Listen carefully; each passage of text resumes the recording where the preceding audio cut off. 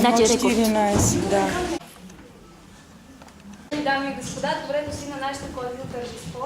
На децата, посещаващи неделното училище Хайлер към HB София. Барове кекел мен норта Арахандеси. През тези няколко недели от учебната година нашите малки ученици и приятели учиха, занимаваха се с ръчен труд, играха, танцуваха и пяха.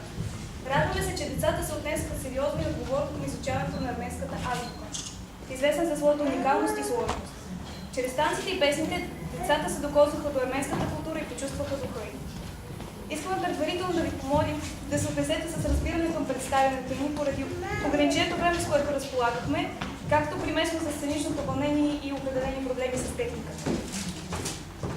Искаме да отправим специални благодарности към нашата прекрасна тихин Соня Лакян Бедросян. Благодарение на нейното съгласие и помощ събрахме децата и организирахме обучението, както и днешното тържество. Благодарим ви, тихин Соня.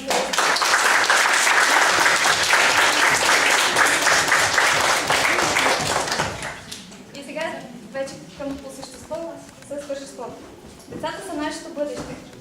Тези малки герои един ден ще пораснат и всеки ще тръгне по своя път, но те винаги ще помнят и ценят техния произход. Искам да започнем с песен, която да обединява всички нас.